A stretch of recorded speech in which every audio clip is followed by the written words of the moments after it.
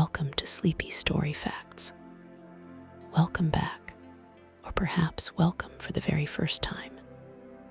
Wherever you are right now, lying in a soft bed, curled beneath a warm blanket, resting on a couch with the light turned low. This space is entirely yours.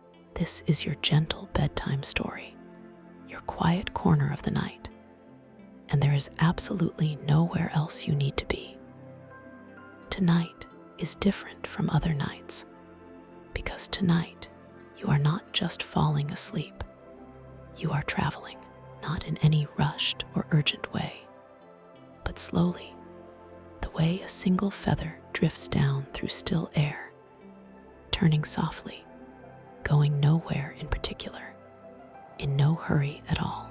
This is a sleep story built for the part of you that is already tired, already leaning toward the dark, already halfway between this world and the softer one, waiting just beneath your closed eyes. So before we go anywhere at all, let us simply arrive here together. Take one breath in, a long, slow, easy breath that fills you from the bottom up, and then let it go. Let your shoulders drop with that breath. Let your jaw unclench. Let your hands open and settle. Feel the surface beneath your body accepting your weight completely, holding you without effort, asking nothing of you. You are supported. You are safe. You are exactly where you are supposed to be right now. This is your calming narration for the night, your nighttime story, and it will stay with you all the way down into deep sleep. There is nothing here to startle you, nothing sharp or sudden, only words that move like warm water, slow and even and kind. As you breathe again, a little more slowly this time, let your eyes grow heavy if they are not already closed. Let your thoughts, all the lists and the worries and the small unfinished things of the day, begin to soften at their edges, like writing left out in a gentle rain.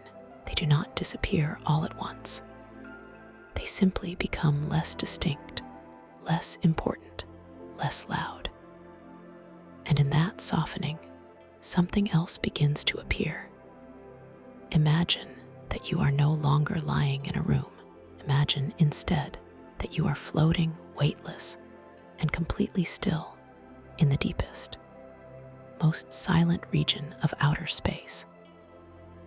Not the dramatic, explosive space of films and stories, but the real space, the overwhelming majority of space, which is quiet beyond all human description, a vast, velvety darkness that stretches in every direction without a single sound.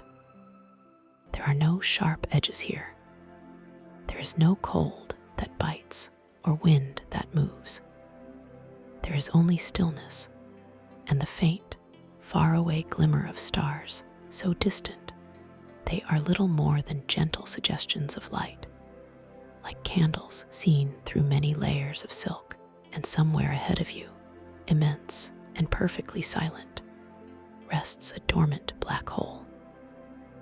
Not a violent or frightening thing, nothing like the roaring, consuming monsters of science fiction, but something far more ancient and far more still. This black hole has not fed in millions of years. It has grown quiet the way a great fire grows, quiet once all the wood has burned away, leaving behind only deep, warm embers and a profound, patient peace. Scientists have a name for black holes in this resting state. They are called quiescent black holes, and they are, in the truest sense, among the most serene objects in the known universe. You are drifting toward it now, slowly, so slowly, carried not by any engine or urgency, but by the faintest, most delicate pull of its gravity. a pull so gentle at this distance that it feels less like being moved and more like being invited. The darkness around you is not empty in the way a blank wall is empty. It is full in the way that deep sleep is full, rich with silence, thick with stillness, alive in its own unhurried way. And as you float here, suspended in the velvet dark, the first of 100 relaxing science facts about sleep begins to rise in the air around you, soft as breath, quiet as a whispered secret. The fact is this: every living creature on Earth that has ever been studied, every mammal, every bird, every reptile, every insect, even the simplest organisms, requires some form of rest. Sleep is not a human invention or a luxury.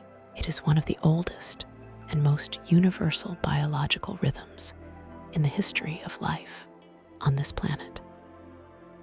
It is written into you at a level far deeper than habit or routine. And tonight, your body already knows exactly what to do. It has been doing this since long before you were born. All you have to do is let it.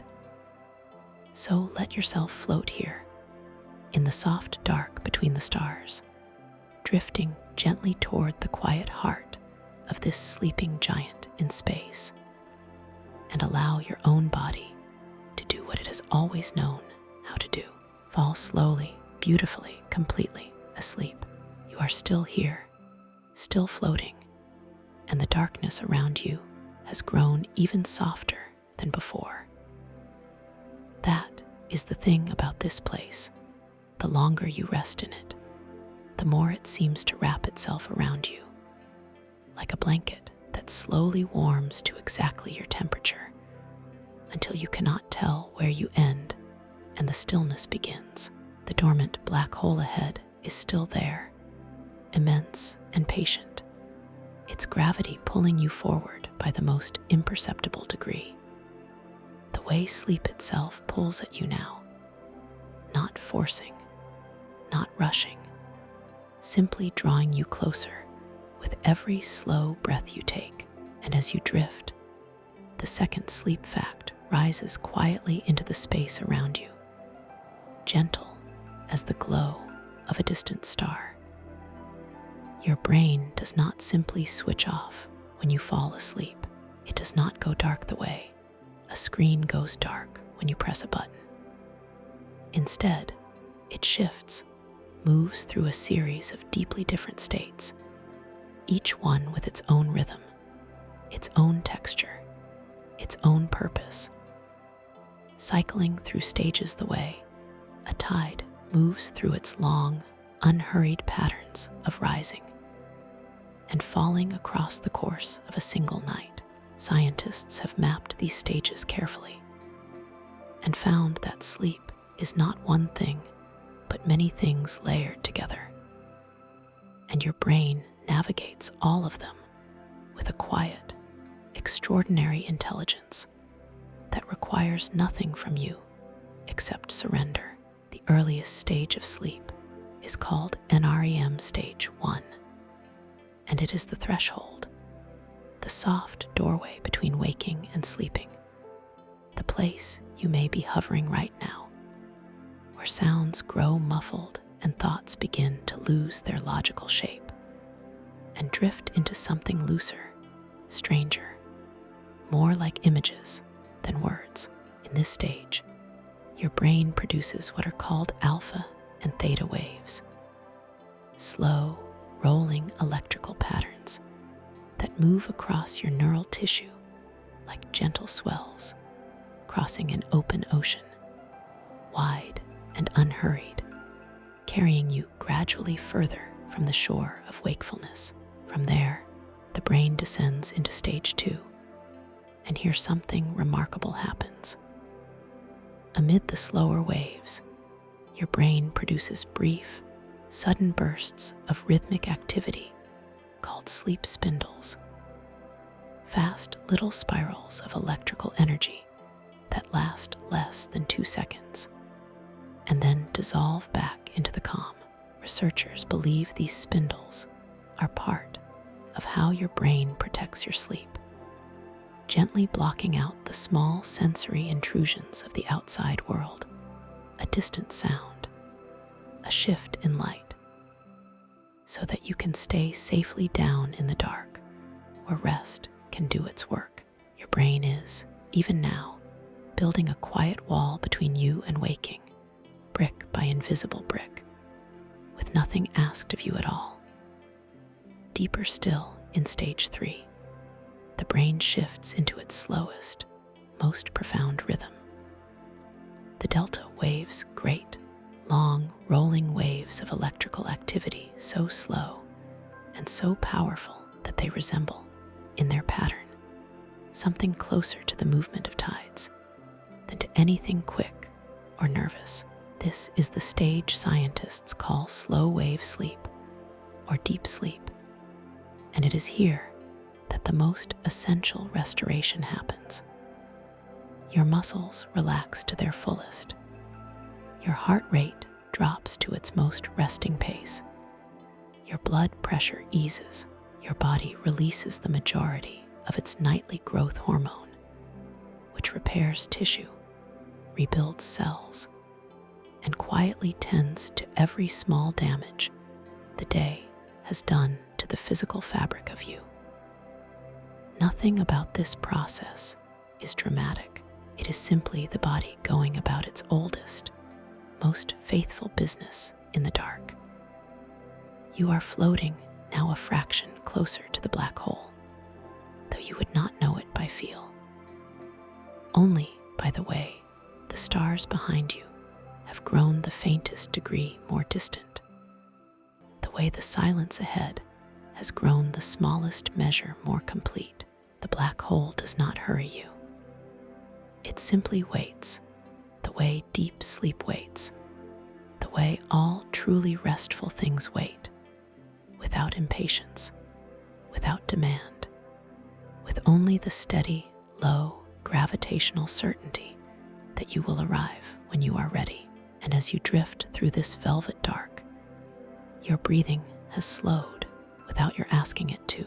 Your body has already begun its own descent through those same stages, alpha giving way to theta, theta deepening toward delta. And somewhere in the soft architecture of your mind, the day is growing quieter, its textures blurring, its colors fading, its sounds becoming nothing more than a low and distant murmur, like rain heard from another room, like music from a house at the end of a long, still street. Let it fade. Let the delta waves come, wide and slow and dark and deep.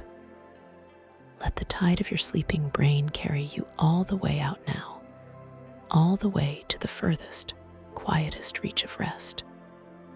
You are doing everything right. You need only keep breathing, keep floating, and keep drifting forward through the beautiful, endless, healing dark. You are still floating, still drifting, and the black hole ahead has grown no more visible. It is not something you see so much as something you feel. The way you feel the presence of a deep ocean beneath a small boat, invisible and vast and utterly calm. The silence around you has a texture now, a softness that presses gently against every part of you, not heavy, but full. The way the air in a quiet room feels full after everyone has gone to sleep, and the night has settled completely into itself. Your breathing is slower than it was at the beginning of the story. Your body is heavier in the best possible way, pressed warmly into the surface beneath you, held there not by effort, but by simple, beautiful gravity. And as you drift, the next sleep facts rise around you like slow bubbles rising through still water, each one breaking softly at the surface of your awareness before dissolving back into the dark. After the long, slow tide of deep sleep has done its restoring work, your brain does something that, for most of human history, seemed almost impossible to explain.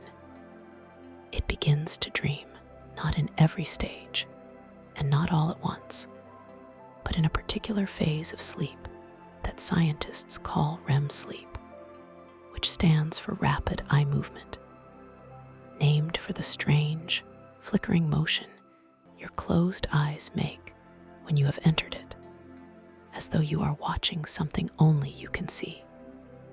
A private film projected on the inside of your own eyelids, REM sleep was first formally identified in the early 1950s by researchers who noticed that sleeping subjects' eyes were moving rapidly beneath closed lids, and who found, upon waking them, that they reported vivid, detailed, story-like dreams.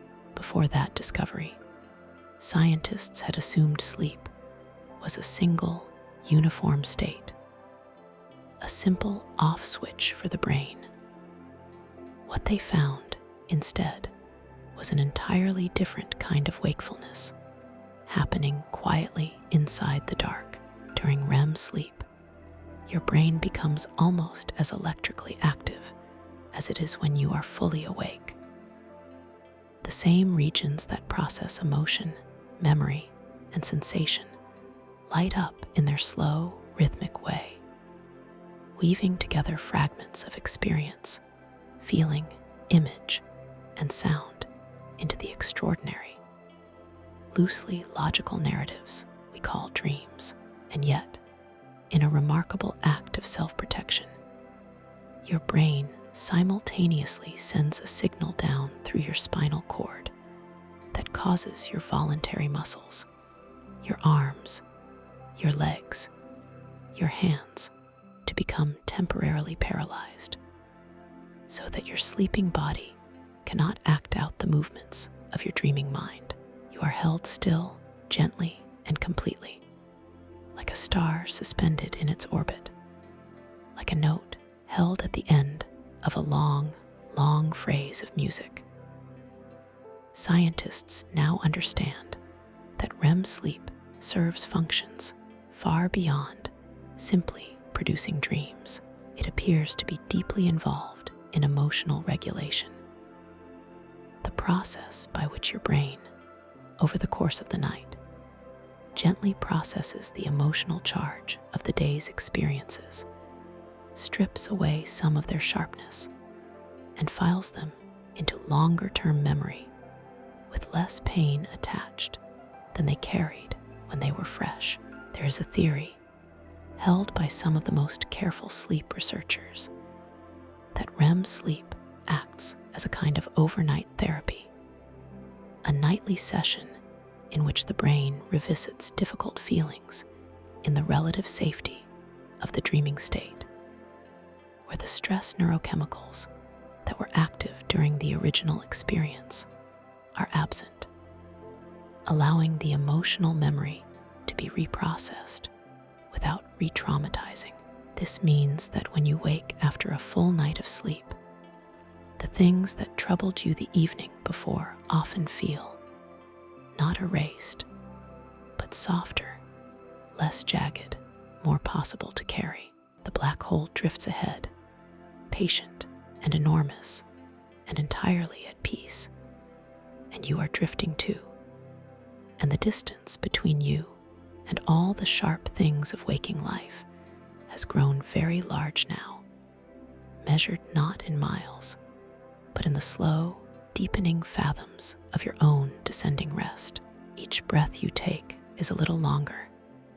Each exhale is a little more complete.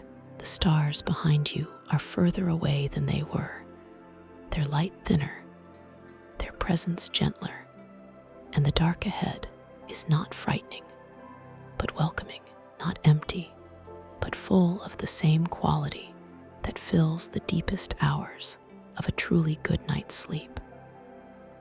A richness, a completeness, a sense that everything necessary is happening exactly as it should, without your interference, without your effort, without anything required from you at all, except this: the willingness to stay here, to keep breathing, to let the dreaming ocean within you rise and fill and carry you further out, further down, further into the soft and endless and perfectly quiet dark.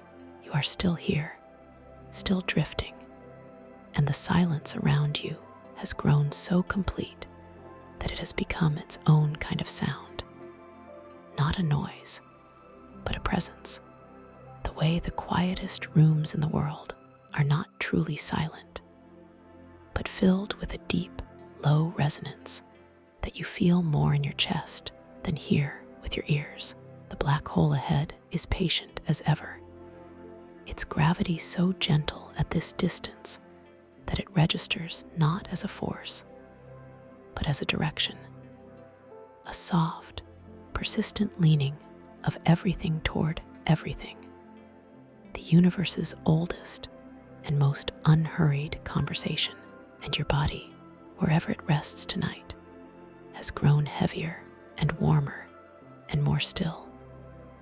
Your breath moving in long, slow arcs like the swing of a great pendulum, winding gradually, beautifully down.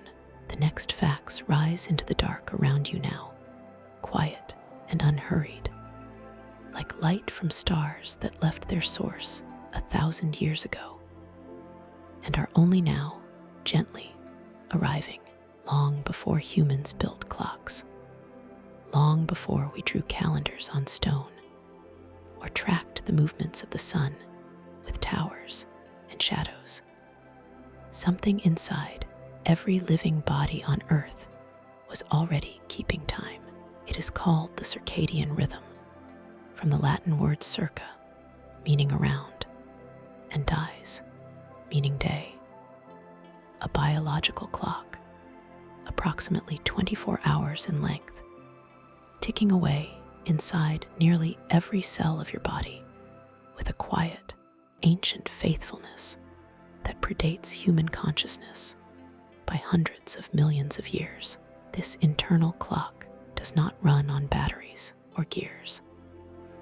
It runs on genes, specific sequences of DNA, whose activity rises and falls in a daily rhythm, switching on and off in patterns that have been shaped by billions of years of life on a rotating planet, a planet that tilts one half of itself toward the sun, and then, slowly, draws it back into the dark. Your circadian rhythm governs not just when you feel sleepy and when you feel awake, but an extraordinary range of biological processes. Your core body temperature, which peaks in the late afternoon and drops in the early hours of the morning to help initiate and maintain sleep. Your blood pressure, which follows its own daily arc. Your digestion, your immune function, your hormone release, your cellular repair. All of them rising and falling in a choreography so complex and so precise that scientists have spent entire careers mapping only small portions of it. One of the most important conductors of this internal orchestra is a tiny structure deep inside your brain called the suprachiasmatic nucleus, a cluster of roughly 20,000 neurons sitting in the hypothalamus, just above the point where the two optic nerves cross. This small, quiet nucleus receives direct information about light from your eyes, and it uses that information to synchronize your entire body clock to the external cycle of day and night. When morning light enters your eyes, even through closed lids, even on a gray and overcast day, this nucleus registers the signal and begins orchestrating the hormones and temperatures and alertness levels of the waking hours. And when the light fades, when the blue frequencies of daylight disappear from your environment and the world dims toward darkness, the suprachiasmatic nucleus begins a different sequence, initiating the slow, cascading release of the hormone melatonin from a small gland at the center of your brain called the pineal gland. And with that release, the long, gentle descent towards sleep begins. Melatonin is not a sleeping pill. It does not force you under or knock you out. It is more like a tide signal, a soft chemical announcement that the night has arrived, and that all the ancient, faithful processes of sleep are welcome now to begin. It rises gradually through the evening hours, reaching its peak in the deep middle of the night, and then recedes slowly toward morning, its withdrawal part of the signal that dawn is approaching, and the waking half of the cycle is about to resume. This rhythm has been in your body since before you were born, established in the fetal stage, tuned by every day of your life since. And tonight it is working exactly as it always has, telling your brain that the dark is here, that the time for rest has come, that everything sharp and urgent and demanding in the world of light and waking can wait. Because right now, in this deep and velvet quiet, there is only the slow turning of your own biological night. Ahead of you, the black hole rests in its own kind of circadian silence, its own immense stillness that has lasted not hours, but millions upon millions of years. A cosmic example of the peace that comes when all the burning and the brightness is done, and what remains is only the profound, unhurried dark. You are a little closer now. The stars behind you are a little further, and the sleep that has been building in your body since the last light left your day has deepened by one more quiet, inevitable degree. You are drifting still, and the dark around you has become so familiar now that it no longer feels like the absence of something. It feels like the presence of everything that matters most in this quiet hour. The black hole ahead is closer than it was, though you feel no urgency in that closeness. Only the same slow, warm, gravitational invitation that has been guiding you since the very beginning of this sleep story. The same soft leaning forward that your own body has been doing all night. Tilting toward rest the way a flower tilts toward the last warmth of an evening sun before folding itself gently closed. Your thoughts, if you still have them, are slow and shapeless now, moving the way clouds move on a windless night, not going anywhere in particular, not meaning anything in particular, simply drifting, dissolving, reforming in softer shapes, and drifting again, and into that soft shapelessness. The next facts arrive, not as sharp or demanding things, but as gentle additions to the dark, the way more stars appear the longer you stand in a field and let your eyes adjust to the night.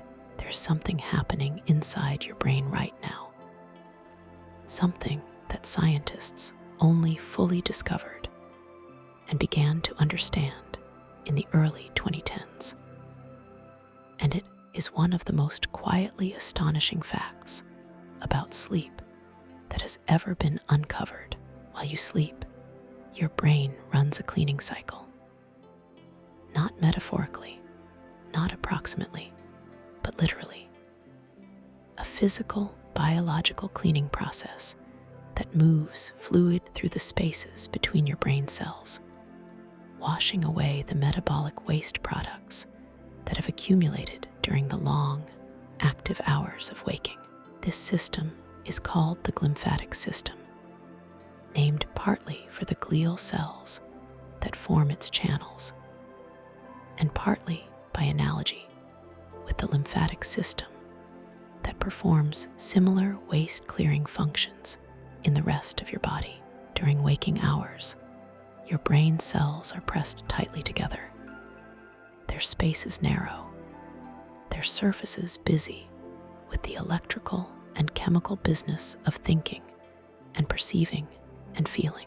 But during sleep, particularly during the deep, slow-wave stages of NREM sleep, something remarkable happens. The glial cells that surround and support your neurons actually shrink slightly, expanding the spaces between cells by as much as 60%, opening up wide channels through which cerebrospinal fluid can flow freely, washing through the brain's tissue the way a slow, clear river washes through a valley after a long, dry season. Through these widened channels, the fluid moves in rhythmic pulses, pushed along by the slow beating of your sleeping heart and the gentle motion of your breathing, carrying with it the proteins and cellular debris that your neurons have shed during the day.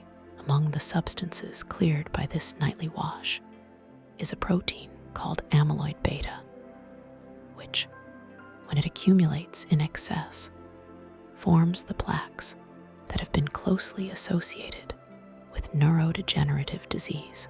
Sleep, it appears, is not merely rest. It is maintenance.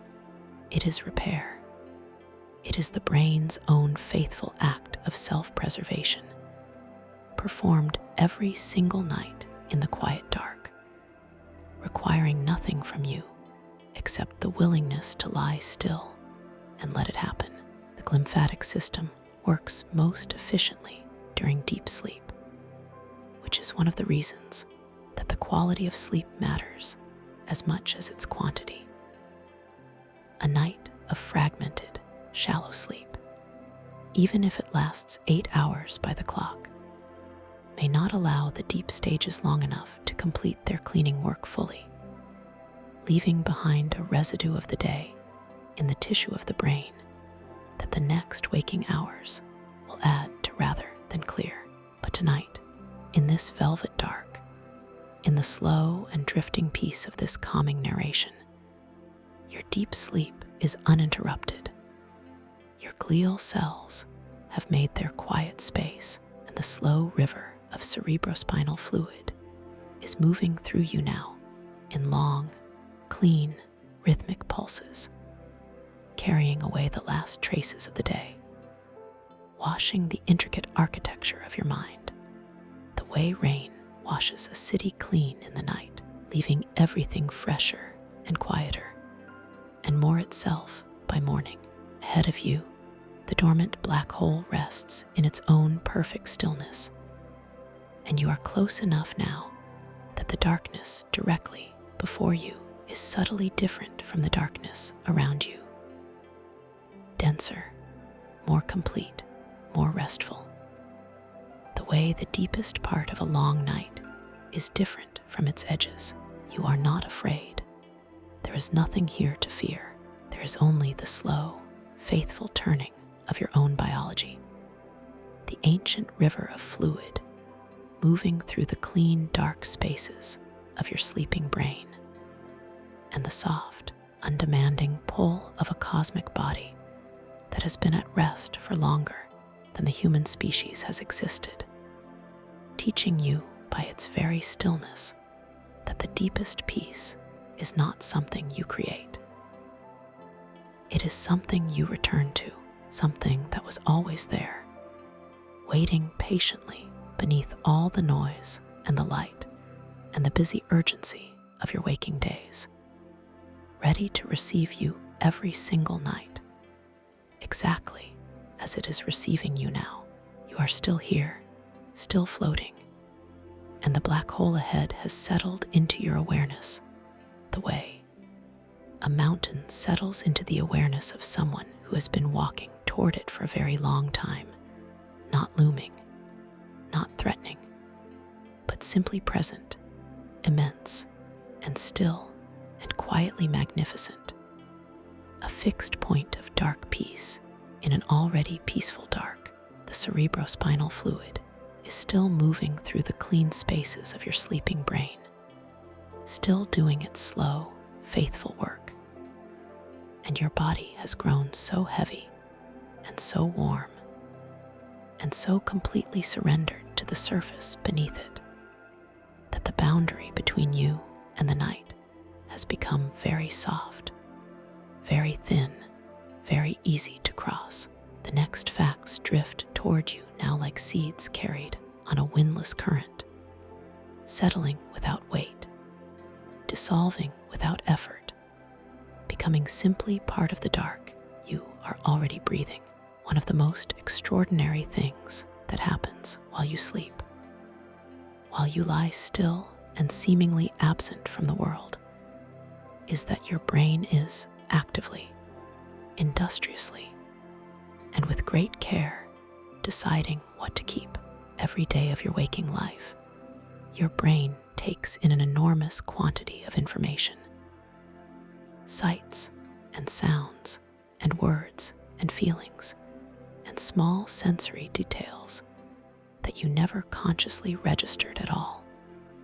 And during the hours of sleep, particularly during the cycling interplay between deep NREM sleep and REM sleep, it performs an act of profound and careful curation, sorting through the day's experiences and transferring the most important ones from a short-term holding space into the deeper, more permanent architecture of long-term memory.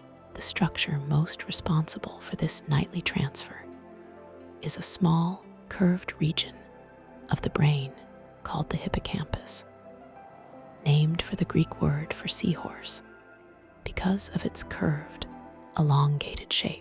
During waking hours, the hippocampus acts as a kind of rapid intake center, recording the day's events in a fast, temporary form, like notes written in pencil rather than ink. During sleep, and particularly during the slow wave deep sleep stages, when the brain's electrical activity moves in those great, rolling delta waves, the hippocampus replays these fresh recordings to the cortex, the brain's vast outer layer, in a process called memory consolidation, essentially transferring the pencil notes into something more permanent, more stable, more deeply integrated into the structure of who you are and what you know. Researchers have demonstrated this process in elegant experiments in which subjects who learned a new skill or studied new information and then slept showed dramatically better retention and performance the following day than those who stayed awake for the same period. Sleep did not simply preserve what had been learned. It actively strengthened it, refined it, and wove it more deeply into the brain's existing knowledge, as though the sleeping mind were quietly taking the rough material of the day and shaping it into something more finished, more usable, more truly known. But the brain does not only strengthen memories during sleep, it also prunes them, a process just as important as the keeping. There is a theory called the synaptic homeostasis hypothesis, which suggests that during waking hours, the connections between neurons, the synapses, grow stronger and more numerous as you learn and experience and respond to the world. And that if this growth were allowed to continue unchecked, the brain would eventually become overwhelmed, its signals crowded out by too much noise, too many connections competing for attention. Sleep, according to this theory, performs a nightly scaling down of synaptic strength across the brain, a gentle, systematic quieting of connections, preserving the most important ones while allowing the weaker, less significant ones to fade, so that you wake each morning with a brain that is not only rested, but recalibrated, its signal-to-noise ratio restored, its capacity for learning and attention refreshed. This is why a good night of deep sleep before an important day does not merely prevent tiredness. It actively prepares the mind, sharpens its edges, opens its capacity. The way clearing a table makes room for new work that a cluttered surface could never hold. And as you drift here in the velvet dark, your own hippocampus is quietly at work, replaying the softest and most important fragments of your day in the language of slow waves, threading them gently into the deeper fabric of your memory, pruning what does not need to stay, strengthening what does, tending to the garden of everything you know and feel, and are with the same patient, unhurried faithfulness that the universe tends to the slow cooling of a dormant star. The black hole ahead holds its perfect stillness, and you are closer now, close enough that the dark before you has a depth to it that the dark beside you does not, a sense of profound interior quiet that draws you forward not with urgency, but with the simplest, most natural gravity. The same gravity that draws sleep deeper after the first hours have passed, that draws memory down from the bright surface of experience into the quiet permanence of the self. You are drifting still, and the dark around you has taken on the quality of deep water, not cold, not pressing, but enveloping in the most gentle and complete way, the kind of surrounding that does not ask anything of the thing it holds, only offers its stillness and support, and the slow, unhurried permission to simply be at rest. The black hole ahead is closer now than it has ever been in this journey, and yet it remains entirely unhurried, entirely without demand. Its gravity the softest of all possible invitations, drawing you forward the way the deepest hours of the night draw the sleeping body further down, further in, further away from the bright and busy surface of waking. Your breath is very slow now. Your body is very still. And the next facts arrive not as separate, distinct things, but as a single, continuous warmth, spreading through the dark, the way heat spreads through a room where a fire has been burning quietly for hours, while your brain performs its nightly work of cleaning and consolidating and pruning and remembering. Your body is engaged in its own parallel act of extraordinary self-repair, a process so comprehensive and so carefully orchestrated that no waking state could replicate it, because the very hormones and conditions required for this repair are available only in the particular chemistry of deep sleep. At the center of this nightly restoration is a molecule called human growth hormone, or HGH, which, despite its name, does far more in adults than govern physical growth. It is released in pulses throughout the night, with the largest and most significant pulse occurring during the very first bout of slow-wave deep sleep, roughly 1 to 2 hours after you first fall asleep, surging through your bloodstream in a slow, warm tide that reaches every tissue in your body. This hormone signals your cells to begin the work of repair, stitching together the microscopic tears in muscle fibers that the day's movement and effort have created, rebuilding the proteins that form the structural fabric of your skin and organs, strengthening the walls of blood vessels, tending to the 10,000 small damages that accumulate in any body that has spent a full day alive and active and engaged with the world. Your immune system, too, does some of its most important work during sleep. While you rest, your body produces and deploys specialized proteins called cytokines, some of which promote sleep itself, creating a beautifully circular relationship between rest and immunity. The more deeply you sleep, the more cytokines are produced, and certain cytokines, in turn, deepen and consolidate sleep further, the two systems reinforcing each other in a slow, cooperative rhythm that has been refined over millions of years of evolutionary time. During sleep, your body also produces higher levels of T cells, the immune system's specialized soldiers, and research has shown that people who sleep well respond more robustly to vaccines, recover more quickly from illness, and are significantly less susceptible to infection than those whose sleep is regularly cut short. Sleep is not merely the time when your body pauses.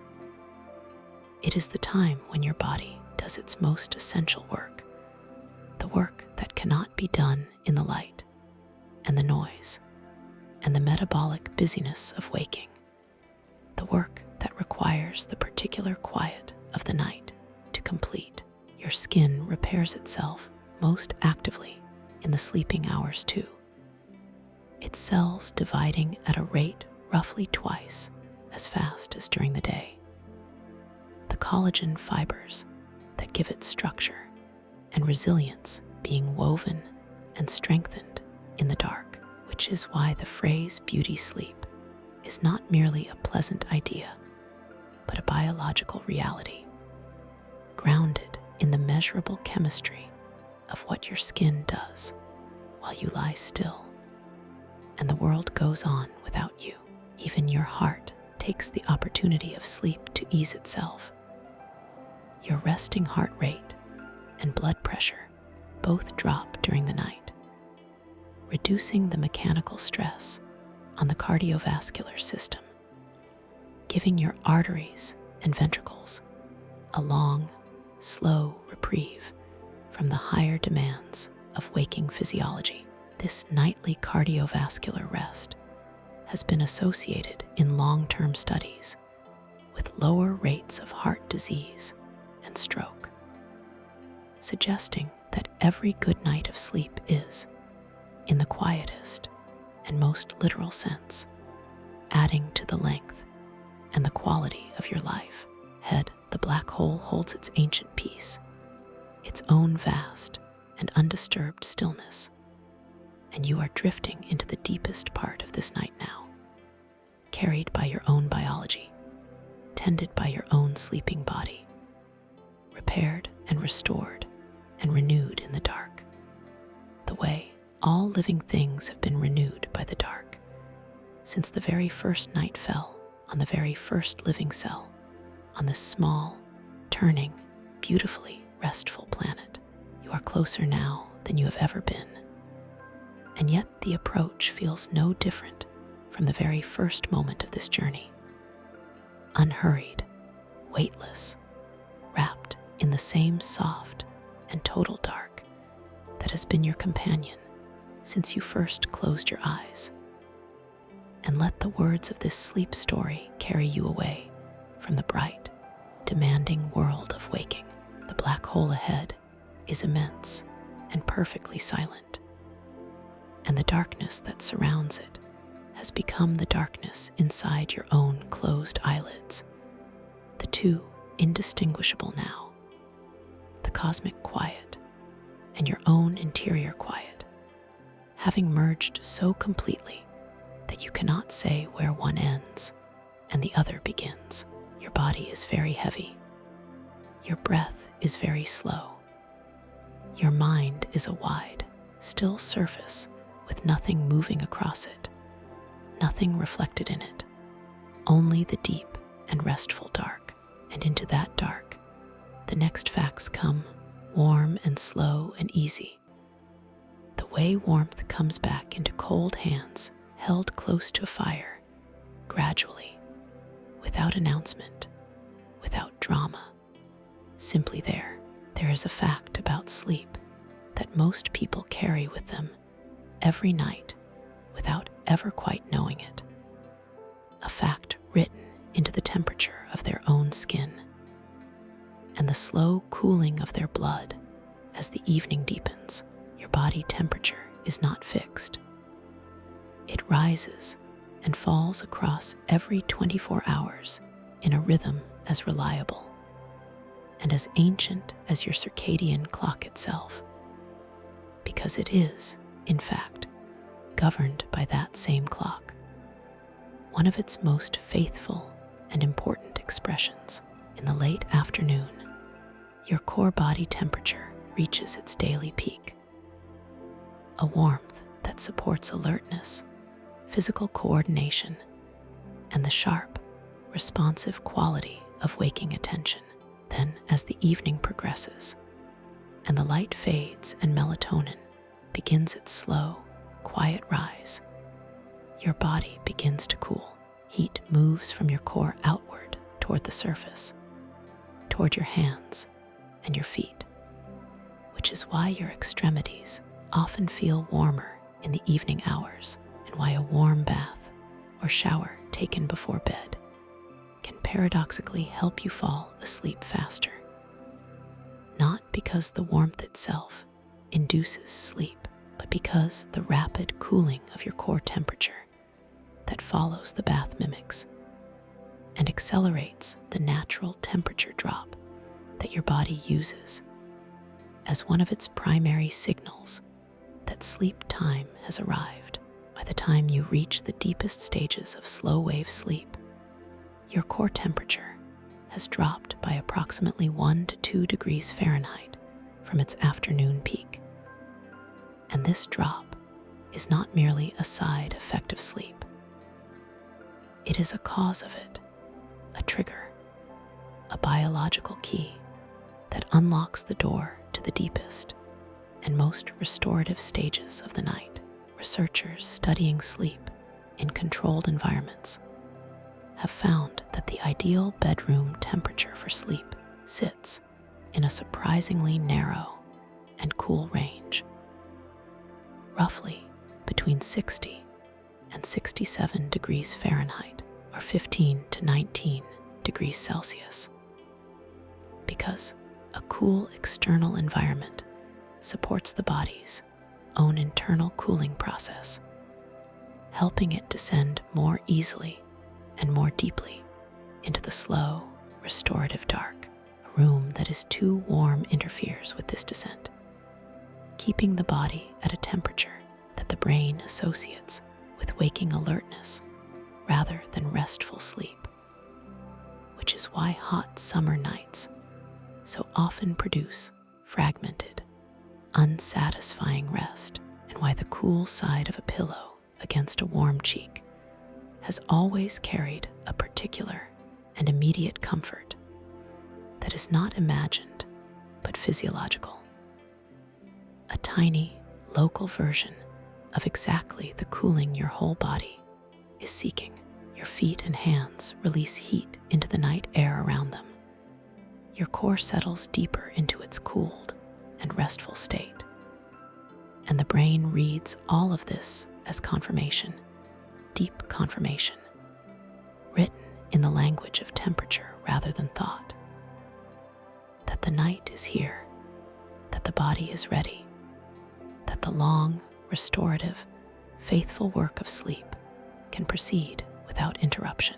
This is why the very sensation of sinking into cool, clean sheets at the end of a long day carries such immediate and almost overwhelming comfort.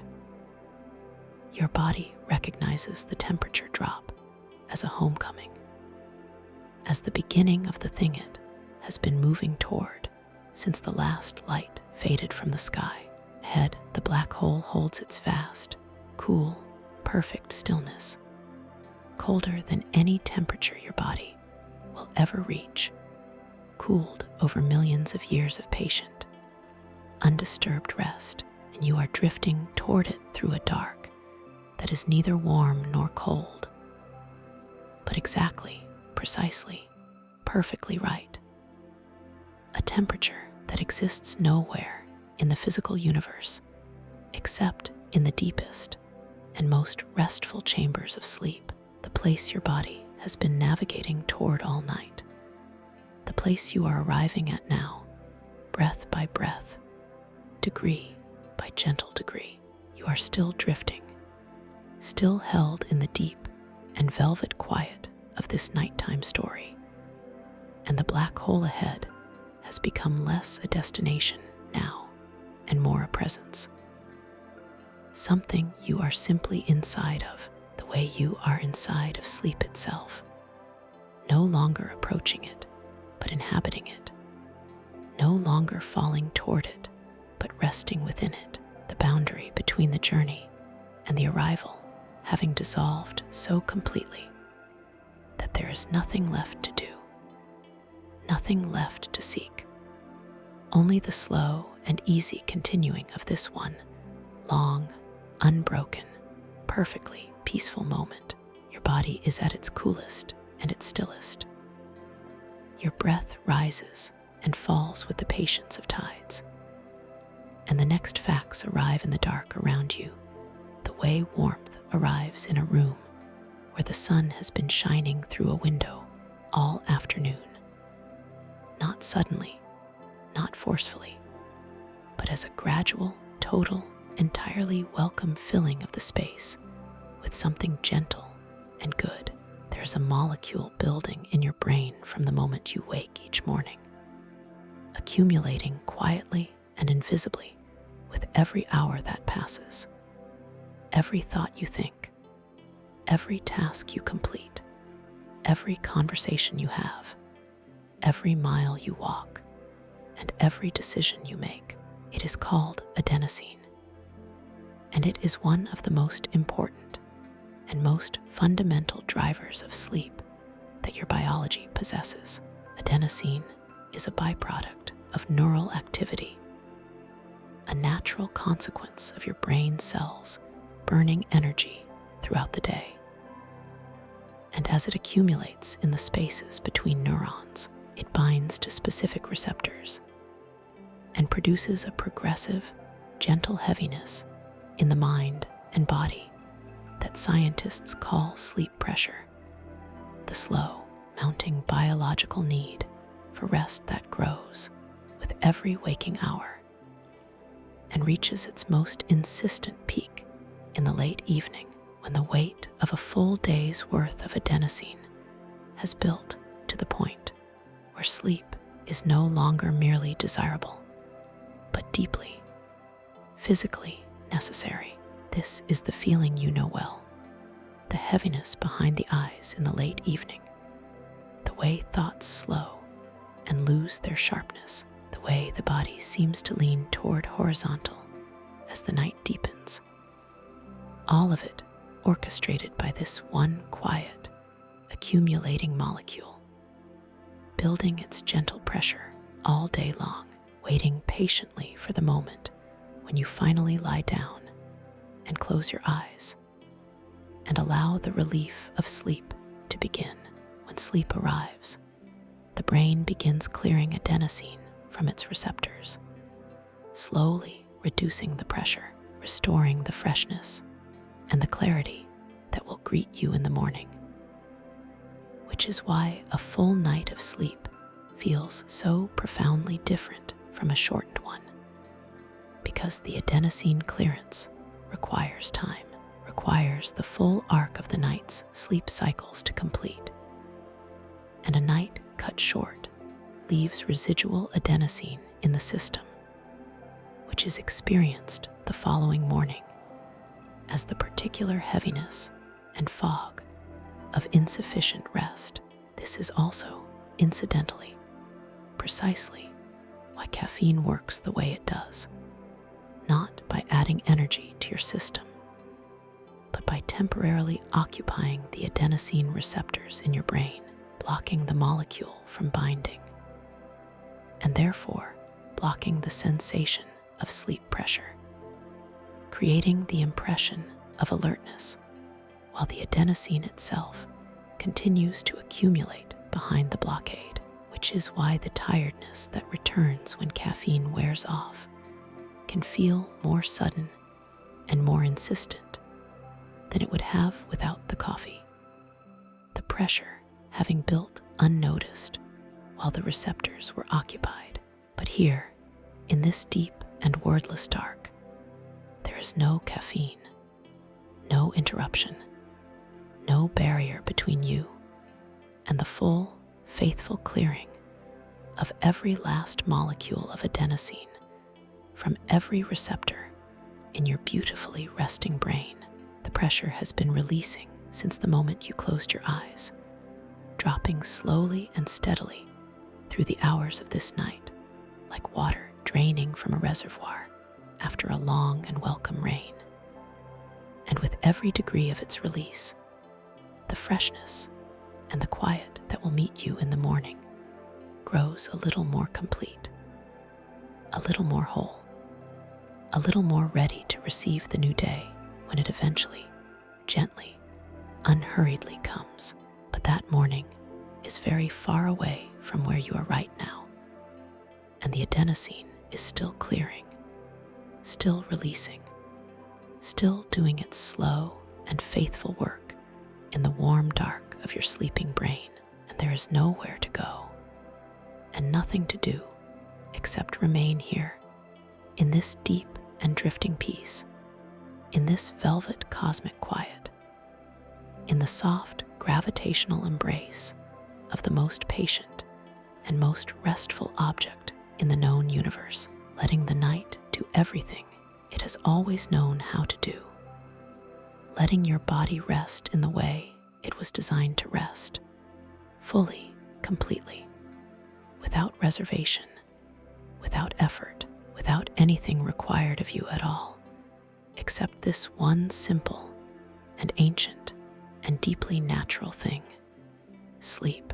You are deep inside the night now, deeper than you have ever gone in the story, and the world you left behind when you first closed your eyes has become so remote and so quiet that it barely exists as a memory, let alone a concern. The black hole is no longer something ahead of you. It is something around you. Its vast and patient stillness, the same stillness that fills the space behind your eyes, the same stillness that has settled into your muscles and your breath, and the slow, unhurried rhythm of your resting heart. The adenosine has been clearing all this time, quietly and faithfully. And in its clearing, there is a sensation that is not quite wakefulness and not quite sleep, but something richer than both: the deep, warm, dimensionless peace of a body and a mind that have been fully, completely, and perfectly given over to the night. And into this peace, the next facts arrive, soft as breath, quiet as the space between heartbeats, dissolving into the dark the moment they have passed through your awareness, leaving behind not information, but feeling, not knowledge, but rest. Every night, somewhere in the cycling architecture of your sleep, the dreaming begins again, not once, but several times, in distinct episodes that grow longer and more vivid as the night progresses. The first dream period lasting perhaps 5 to 10 minutes, the later ones stretching to 30 minutes or more, each one richer and more elaborately constructed than the last, as though the dreaming mind gathers confidence and complexity as the night deepens. as though it is warming to its own extraordinary work. The content of dreams has fascinated human beings for as long as human beings have existed, appearing in the oldest written records in ancient Egyptian dream temples where priests slept on sacred ground to receive divine messages, in the vast catalogs of dream interpretation that appear in cultures across every continent and every era of recorded history, each one attempting to decode the nightly theater of the sleeping mind. Modern sleep science has not dissolved this mystery, but deepened it, revealing that the dreaming brain is not simply replaying memories or processing emotions in some random, disordered way, but engaging in a form of simulation, running complex, multisensory scenarios with all the vividness of waking experience, but with the logical constraints of the waking world suspended, allowing combinations and juxtapositions and emotional intensities that ordinary life rarely produces. During REM dreaming, the brain's prefrontal cortex, the region most associated with rational thought, planning, and self-awareness, is relatively quieted, which is why dreams so rarely strike the dreamer as implausible in the moment. Why you can find yourself flying or speaking to someone long gone and accept it completely, because the part of the brain that would ordinarily question the experience has stepped gently aside, leaving the rest of the dreaming mind free to move through its vivid and unconstrained landscape without interruption. The amygdala, however, the brain's emotional center, is highly active during REM sleep and dreaming, which is why dreams carry such strong emotional charge. Why they can feel joyful or frightening or profoundly sad with an intensity that sometimes exceeds anything felt in waking life. Why a dream can leave a feeling that persists through the whole of the following morning.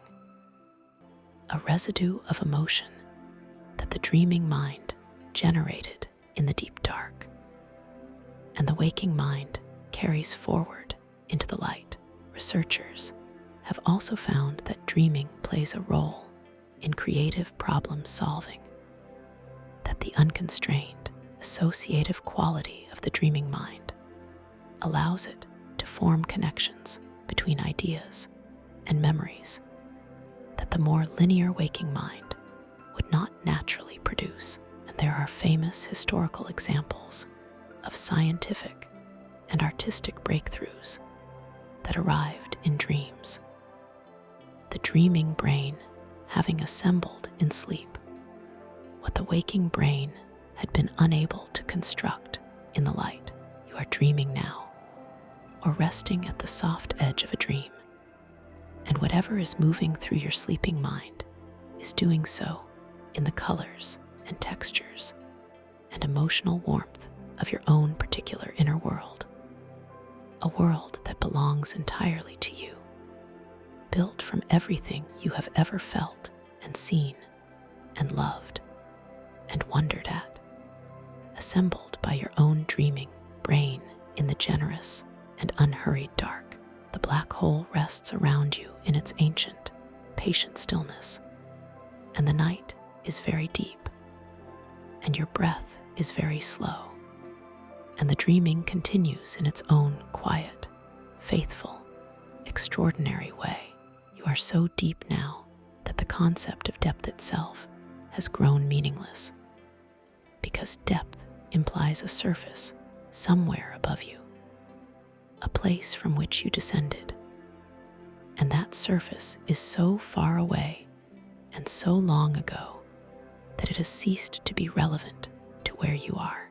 You are not at the bottom of something. You are simply inside it, the way a stone is inside the earth, the way silence is inside a word, that has never been spoken. The way rest is inside every living body that has ever stopped, even briefly, even for the span of a single breath, and allowed the night to do what the night has always known how to do. The black hole is all around you now. Its stillness, your stillness. Its patience, your patience. Its ancient and undemanding quiet, the same quiet that has settled into every muscle and every thought and every soft and sleeping corner of who you are tonight.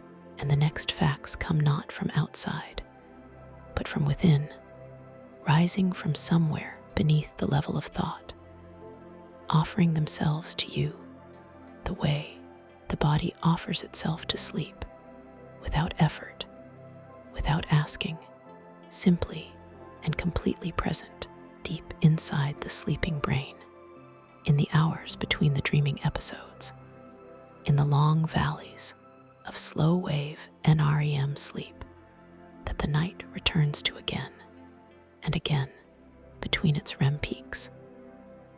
Two of the most extraordinary electrical events in all of human biology are taking place with a quiet regularity that most people will never know about, simply because they are asleep when it happens. The first is the slow oscillation, a large, rolling wave of electrical activity that moves across the entire cortex in a rhythm of approximately 1 cycle per second, sweeping from the front of the brain toward the back in a slow, majestic arc, like a tide moving across a wide and shallow shore. During each cycle of this slow oscillation, neurons across the cortex briefly fire together in a coordinated burst called the upstate, and then fall together into a brief, deep silence called the downstate, a moment of near total neural quiet that lasts only a fraction of a second, but repeats with the steady, faithful rhythm of a heartbeat, over and over through the long hours of deep sleep.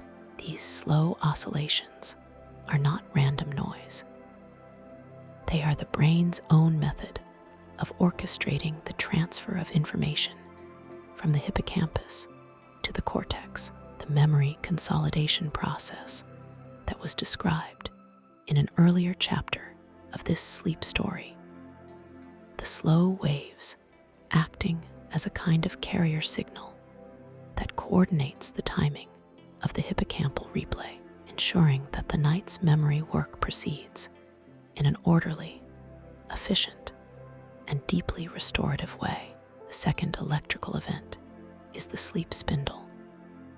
Those brief, fast bursts of neural activity that appear as sudden upward spirals on the recordings of a sleeping brain, lasting between half a second and 2 seconds before dissolving back into the slow wave rhythm, recurring dozens of times in every hour of NREM sleep. Each one a tiny, precise event generated by a structure deep in the brain called the thalamus. Sleep spindles are remarkable for several reasons, not least because their frequency and density vary between individuals in ways that correlate with measured cognitive ability. People who produce more sleep spindles per hour of sleep tend to score higher on tests of fluid intelligence, memory, and learning capacity, a finding that suggests spindles are not merely a feature of sleep, but an active mechanism of cognitive maintenance.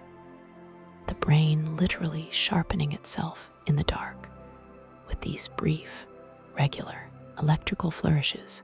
They also appear to play a specific role in protecting the sleeping brain from external disturbance.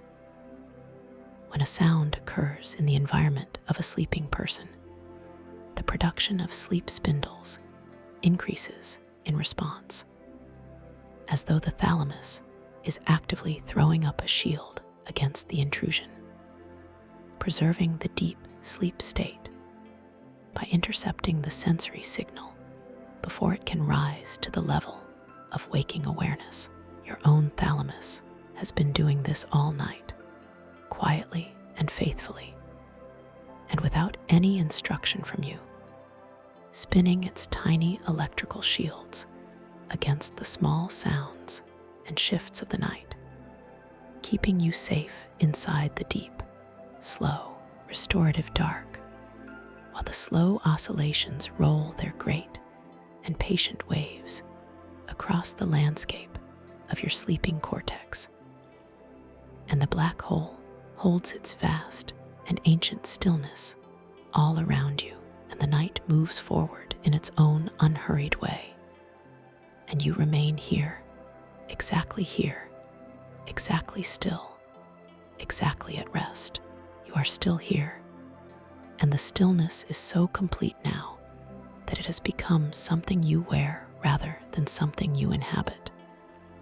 The way the deepest sleepers wear their rest, not as a state they have entered, but as a quality they have become, holy and without remainder. Nothing left outside the quiet, nothing held back from the dark. Every part of the body and the mind given over completely to the slow, faithful, ancient work of the night.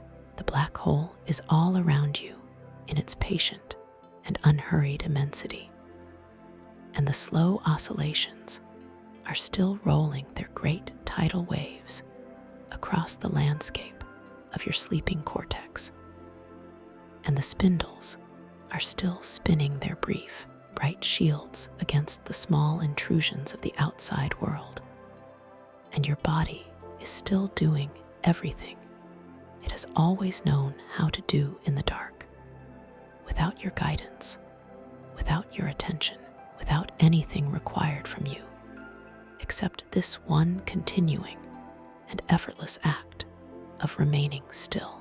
And the next facts rise into the quiet around you now, as soft and as natural as the breath that carries them, as unhurried as the lungs that receive them, as gentle as the night that holds them. Your breathing changes when you sleep, and it changes in ways so precise and so purposeful that they speak of a biology far older and far wiser than any conscious decision you have ever made. In the lightest stages of sleep, your breathing slows from the waking rate of roughly 12 to 20 breaths per minute to something quieter and more even, settling into a rhythm that is steady and unvarying in a way that waking breath almost never is, because waking breath is constantly adjusted by thought and speech and movement and emotion, rising with excitement, catching with surprise, deepening with effort, while sleeping breath is governed only by the most ancient and automatic parts of the brain stem, the parts that were managing respiration long before the cortex existed, long before consciousness arrived to complicate the simple business of keeping a body alive. As sleep deepens into the slow wave stages, breathing slows further still, the lungs expanding and contracting in long, full, unhurried arcs that move more air per breath than the shallow, variable breathing of the anxious or the busy, delivering oxygen to the blood with a quiet efficiency that the waking body rarely achieves except in the most deliberate and practiced states of relaxation. The diaphragm, that great dome of muscle that sits beneath the lungs and does the primary work of breathing, moves in slow, powerful sweeps during deep sleep, its contractions deep and complete, drawing the breath all the way down into the lower lobes of the lungs, where the greatest density of blood vessels waits to receive the oxygen and release the carbon dioxide, the exchange happening in the deepest and most richly supplied regions of the lung tissue. The body making the very most of every breath in the generous, unhurried time of deep sleep. The relationship between breathing and sleep runs in both directions, each one shaping and supporting the other in a continuous, cooperative rhythm that has been refined over hundreds of millions of years of vertebrate evolution. Slow, deep breathing activates the parasympathetic nervous system, the branch of the autonomic nervous system associated with rest, digestion, and recovery, sometimes called the rest and digest system, in counterpoint to the fight or flight system that governs waking alertness. And this activation deepens and stabilizes sleep further, which in turn produces slower and deeper breathing, which activates the parasympathetic system more fully, which deepens sleep again, the cycle turning in on itself in a slow and virtuous spiral that carries the sleeping body further and further into the most restorative depths of the night. This is why the breath is one of the oldest and most universal objects of contemplative practice across every human culture. Because the breath is the one physiological process that sits at the boundary between the voluntary and the involuntary, the one thread you can take hold of consciously and use to influence the deepest and most automatic systems of your body, the one gentle lever available to the waking mind that can reach all the way down into the ancient, automatic dark where the sleeping brain lives and breathes and rests. Your lungs are moving now in exactly that ancient, automatic dark, slow and deep and faithful, and the air that moves through them carries the same oxygen that has been moving through sleeping lungs since the first warm-blooded creatures lay down in the dark of the earliest nights on this quiet planet, and the black hole holds its immense and patient stillness all around you, and the breath continues, slow and deep and perfect, and the night holds everything gently as it always has, as it always will.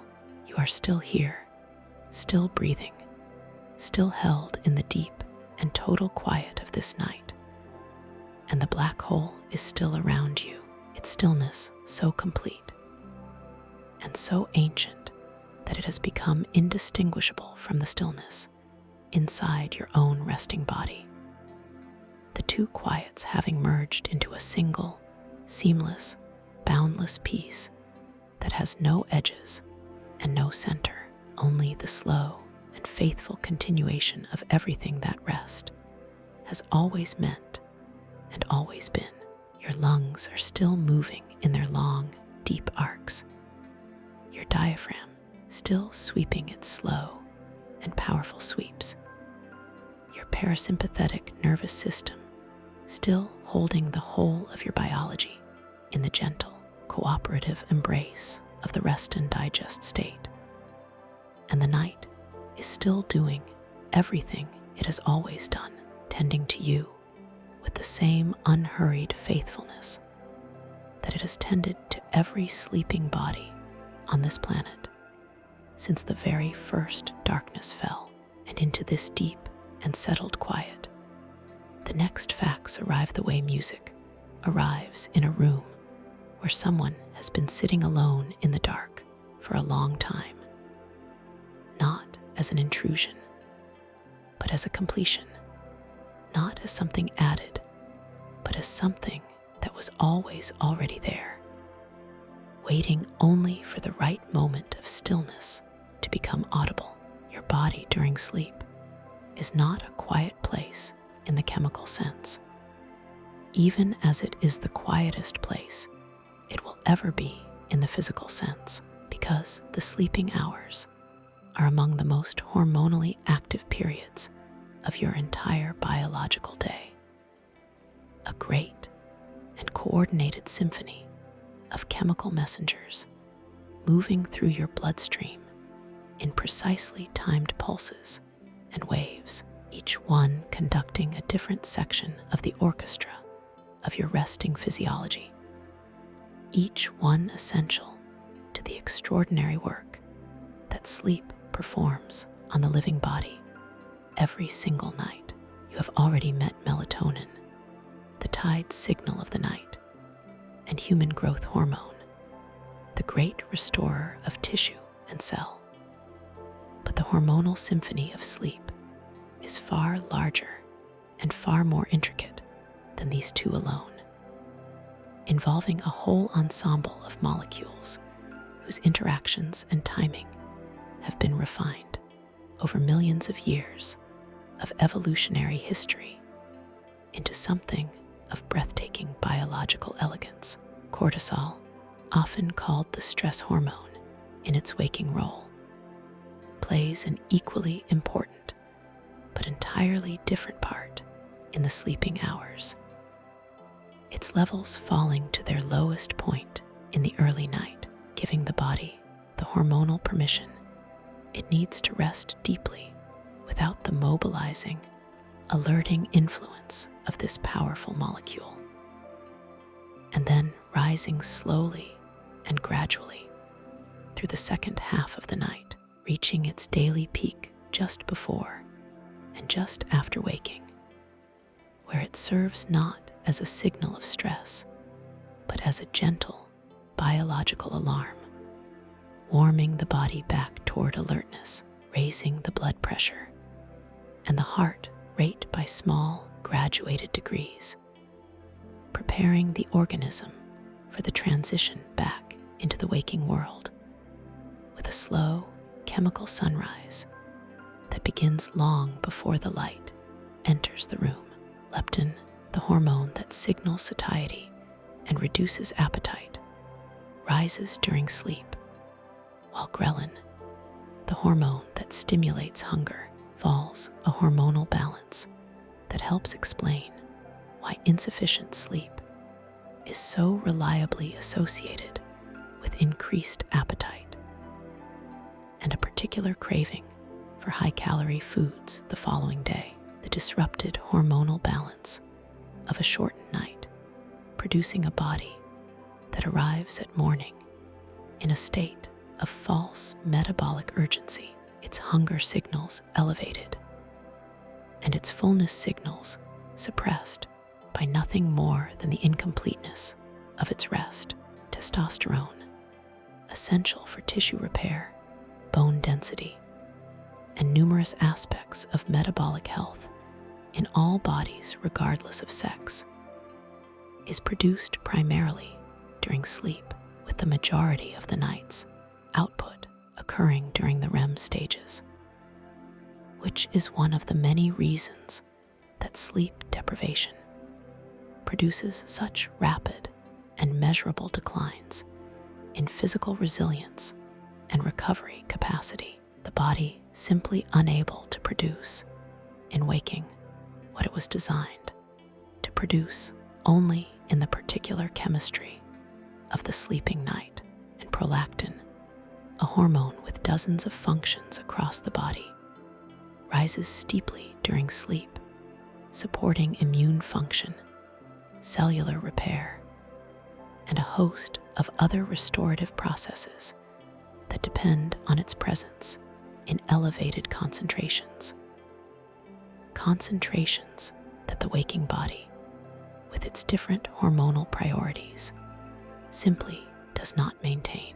All of these molecules are moving through you right now, each one doing its part in the great, silent, nightly restoration that sleep provides. The chemical symphony playing on in the dark, without conductor or audience, needing nothing from you but the continuation of this one simple, ancient, beautiful act of lying still and letting the night be what it has always been. The time when the body remembers how to heal itself, how to balance itself, how to prepare itself for the morning that is still very far away.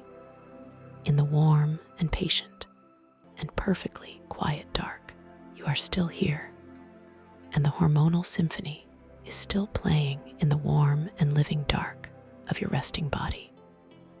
Its chemical movements as faithful and as unhurried as the slow oscillations that roll across your sleeping cortex, as patient as the black hole that holds you in its ancient and perfect stillness.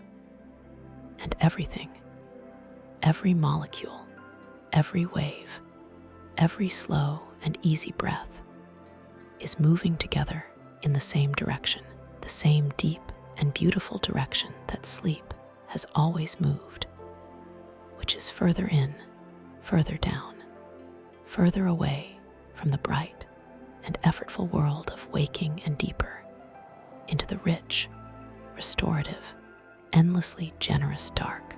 The hormones have done their quiet work of announcing the night, and the body has received every signal and responded to every one of them with the same calm obedience that a great orchestra responds to the downbeat of a conductor whose authority is absolute and whose tempo is always, always slow. And the next facts arrive now, warm and steady, like the pulse they describe, the slow, faithful, nightly pulse of your own resting heart. Your heart beats approximately 100,000 times in a single day, and in the waking hours, it does so under the constant influence of everything that waking life demands. The quick acceleration of a sudden sound, the elevated rhythm of physical effort, the faster beating that accompanies stress or excitement, or the simple act of standing up from a chair.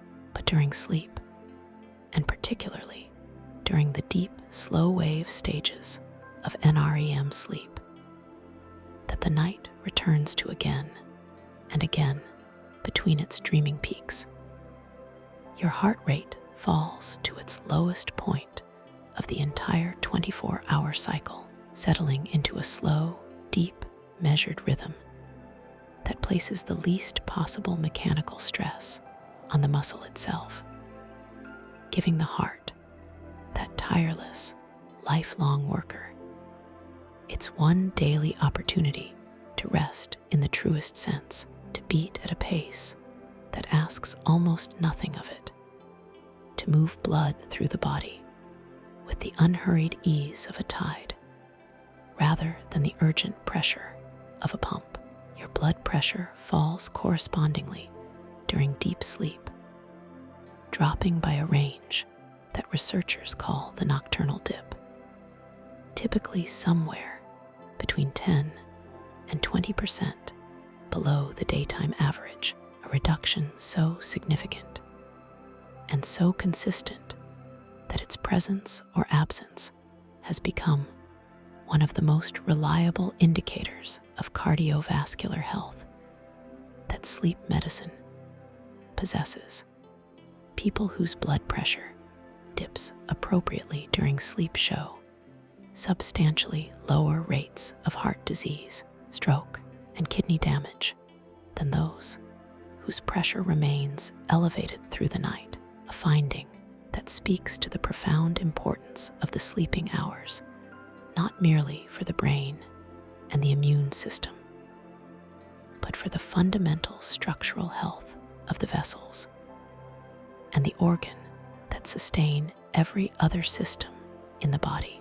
During sleep, the blood itself moves differently through the body, its distribution shifting as the demands of waking activity are withdrawn, more blood flowing to the skin, where the work of temperature regulation and cellular repair is underway, less directed to the muscles that are no longer working, the body quietly redistributing its resources in the dark, the way a city redistributes its power at night, dimming the bright commercial districts and directing energy toward the quieter, essential work of maintenance and renewal.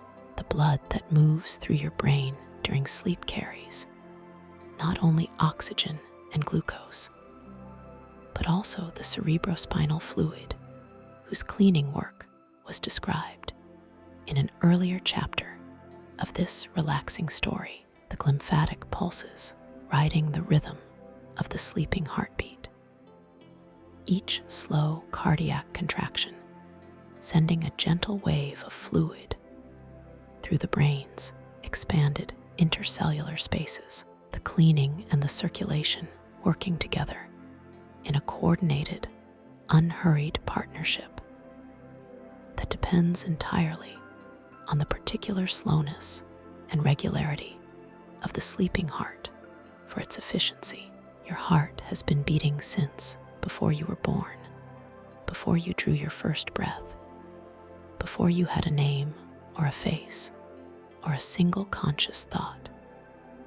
And it will beat through every night of your life with the same faithful, unhurried patience that it is bringing to this one, this deep and quiet and perfectly restful night, asking nothing of you, requiring nothing from you, only the continuation of this stillness, only the permission to do what it has always done, what it was made to do.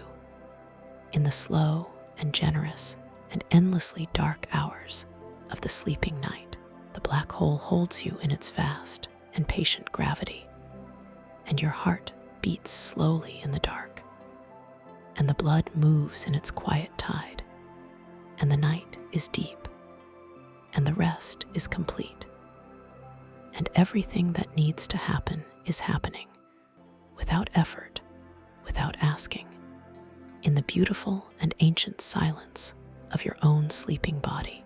You are still here, and the heart is still beating its slow and faithful beat, and the blood is still moving in its quiet and redistributed tide, and the black hole is still holding everything in its vast and patient and entirely unhurried stillness. And the night has grown so deep around you that the word deep no longer feels adequate to describe it, because deep implies a measurable distance from a surface, and there is no surface anymore, no reference point above or below or beside you, only the seamless, enveloping, total quiet of the most restful place that any living body has ever been, which is here, which is this, which is the place your own biology has been navigating toward since the very last moment of your waking day. The heart beats slowly, the blood moves gently, the breath rises and falls in its long and automatic arcs, and everything else, every muscle, every tendon, every fiber of the physical body that carried you through the bright and effortful hours of the day, has let go. This letting go is not accidental, and it is not trivial. It is one of the most important and most precisely governed processes in the entire architecture of sleep, the result of a cascade of neural signals that descend from the sleeping brain through the spinal cord and out to the muscles of the body, instructing them one by one, group by group, to release the baseline tension they carry through every waking hour. A tension so constant and so familiar that most people are not aware of it until it is gone, until the body is lying in the deep and total release of the sleeping state. And the difference between held and released becomes unmistakably clear. Muscle tone, the low-level contraction that keeps your body upright, your joints stable, and your posture maintained through the waking hours. diminishes progressively, with each deepening stage of sleep falling lowest of all during the REM stage, when, as was described in an earlier chapter of this bedtime story, the brain sends a specific inhibitory signal through the brain stem that produces a state of muscle atonia, a near-complete suspension of voluntary muscle activity that leaves the sleeping body lying in a stillness so profound that it resembles, from the outside, a state of absolute peace, which is, from the inside, exactly what it is. This nightly release of muscle tension serves purposes that extend far beyond simple relaxation. The connective tissues, the fascia, the tendons, the ligaments that are held under continuous low-level stress during waking hours undergo a process of gentle decompression during sleep. The fluids that have been pressed out of the cartilage between your joints during the day slowly reabsorbing during the night. The intervertebral discs of your spine, those small cushioning structures between each vertebra, rehydrating and expanding by a measurable degree during the sleeping hours, which is why human beings are very slightly taller in the morning than they are in the evening, the spine having reclaimed its full, rested height in the dark. The muscles themselves, beyond simply releasing their tension, are engaged during sleep in the same repair process that the growth hormone oversees. The microscopic tears in muscle fibers that accumulate through even the lightest physical activity of the day being stitched slowly and carefully back together in the sleeping hours. The protein synthesis that rebuilds and strengthens the tissue occurring at a rate that the waking, active body cannot match, because the energy that waking directs toward movement and response is redirected during sleep entirely toward repair and renewal. Even the muscles of the face, those small, expressive muscles that have been working all day to carry every subtle shade of thought and feeling and response across your features, have let go in the sleeping dark. Your expression settled into a softness and a stillness that is different from any expression the waking face makes, a repose that is total and unperformed, the body no longer communicating with the world, no longer managing how it appears, only resting, only releasing, only being exactly what it is in the quiet and unseen dark.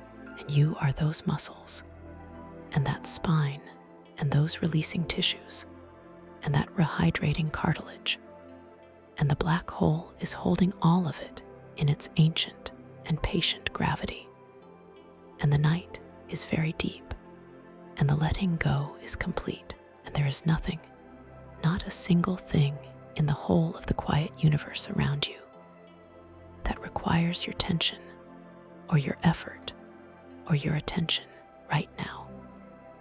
Only the continuation of this one long, faithful, perfectly complete surrender to the dark. You are still here, still surrendered, still held in the complete and total quiet of this deepest night. And the muscles have let go, and the spine has reclaimed its resting height, and the connective tissues are still slowly, faithfully rehydrating in the dark, and the black hole is still holding everything in its ancient and patient gravity.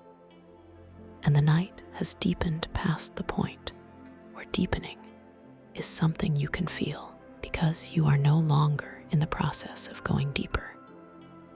You have simply arrived at the deepest place, the place where all the processes of restoration are running at their fullest and their most complete, the place your biology, has been moving toward since the very first moment of this long, gentle, perfectly unhurried sleep story. There is nothing more to release because everything has already been released. There is nothing more to surrender because the surrender is total. There is only the continuing, the faithful, the ancient and automatic continuation of everything that sleep has always done for every living body that has ever trusted the dark enough to close its eyes and let go. And into this complete and settled quiet, the next facts arrive with the same soft inevitability as the breath itself, rising and falling without effort, leaving behind not information, but warmth, not knowledge, but the deepening of a rest that is already as deep as rest can go. Your skin, the largest organ of your body, the one that faces the world all day and mediates every encounter between your interior self and the exterior environment, does some of its most essential and most active work in the sleeping hours, in the quiet and the dark, where it is no longer required to regulate temperature or respond to touch or protect against the continuous small stresses of the waking world. The rate of cell division in the skin increases significantly during sleep. The basal layer of the epidermis, the deepest layer where new skin cells are born, producing new cells at roughly twice the rate it manages during waking hours, driven partly by the elevated human growth hormone of the early night, and partly by the lower cortisol levels that remove the inhibitory influence this hormone has on cellular proliferation when stress is high. Collagen, the structural protein that gives skin its firmness, its elasticity, and its capacity to heal, is synthesized more actively during sleep than at any other time of the day. The fibroblast cells that produce it working at their highest capacity in the dark, weaving new collagen fibers into the dermis with a slow and faithful precision that accumulates night after night into the structural resilience of healthy, rested skin. The blood vessels in the skin dilate during the sleeping hours, increasing the flow of oxygen-rich blood to the surface tissues and supporting the delivery of nutrients that the repairing cells require, while simultaneously contributing to the core temperature drop that deepens sleep. The skin doing double duty in the dark, serving both its own repair and the broader thermal regulation that the whole sleeping body depends upon.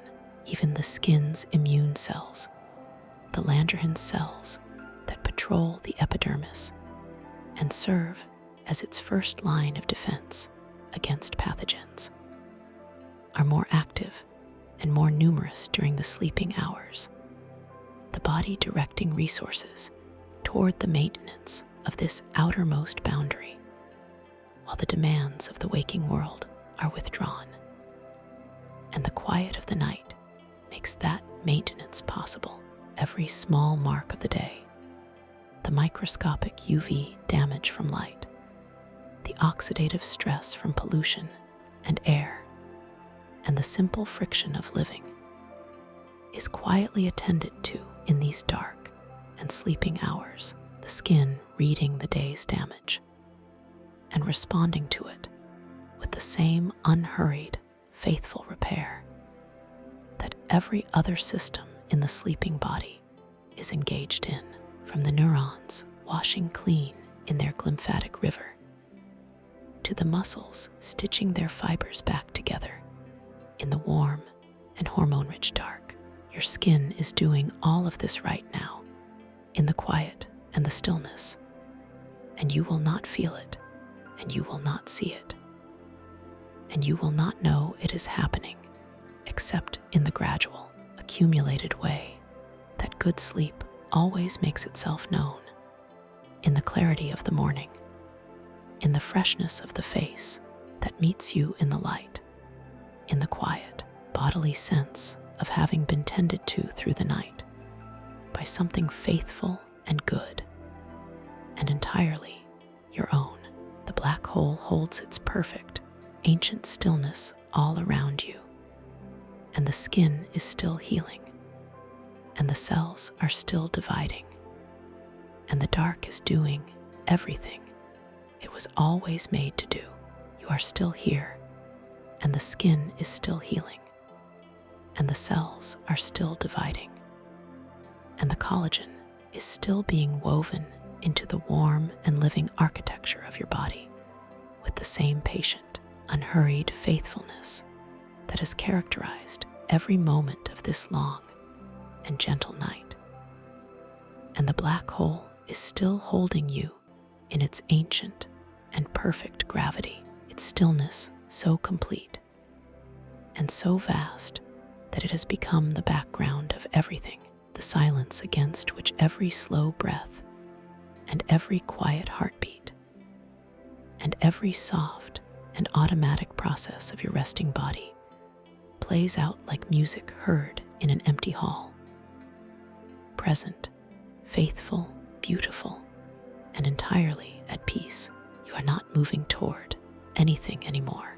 You are simply here, simply resting, simply being held in the deepest and most generous dark that this journey has yet offered.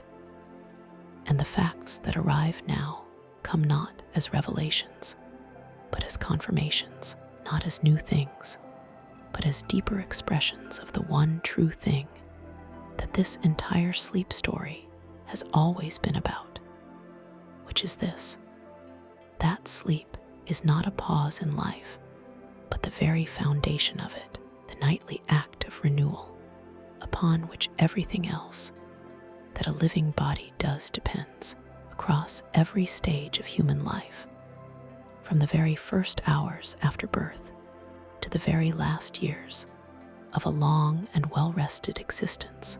Sleep changes, its architecture shifting, its proportions altering, its character deepening and mellowing with the passage of time in ways that mirror the changing needs of a body and a brain at every stage of their development. A newborn infant sleeps for 16 to 18 hours in every 24, and roughly half of that sleep is REM sleep, a proportion far higher than in any adult, because the sleeping infant brain is not merely resting, but building the REM state, providing the electrical stimulation that drives the explosive synaptic growth of the developing neural architecture. The dreaming mind of the newborn essentially constructing itself in the dark, laying down the connections and the pathways that will one day support language and memory and emotion and thought as childhood progresses and the brain's most urgent developmental work is complete. The proportion of REM sleep gradually decreases, and the architecture of sleep begins to resemble more closely the cycling pattern of adult rest, though the total hours remain higher than in adults well into adolescence, reflecting the continued growth and refinement of a brain and body that are still very much in the process of becoming. Adolescence brings its own particular sleep biology, a genuine neurologically driven shift in the timing of the circadian clock that pushes the natural sleep and wake times of teenagers later into the night and the morning, a shift so consistent and so well documented across cultures and species that researchers now regard early school start times for adolescents as a significant and measurable source of chronic sleep deprivation. The mismatch between the teenager's biological clock and the social schedule imposed upon it, producing real and lasting effects on learning, mood, and physical health. In middle age, the proportion of slow-wave deep sleep begins to decline, the brain producing less delta wave activity per night than it did in youth. The deep restorative stages becoming shallower and more fragile, more easily disrupted by noise or light, or the internal fluctuations of a body that is managing more complex hormonal and metabolic demands than it did in the simpler physiology of early life. In older age, sleep often becomes lighter still, the circadian clock shifting earlier so that the natural pull toward sleep arrives in the evening rather than the night, and waking comes before the dawn. And the nights fragment more readily, the transitions between sleep stages less smooth and less complete than in youth. Changes that are not failures of the sleeping body, but natural adaptations of a biology that is always, at every age, doing the very best it can with what it has, finding within each night's architecture whatever restoration is available, tending to the body and the brain with the same faithful, ancient care that it has always brought to the work of the sleeping dark. And you, wherever you are in the long arc of your own life, are receiving exactly that care right now.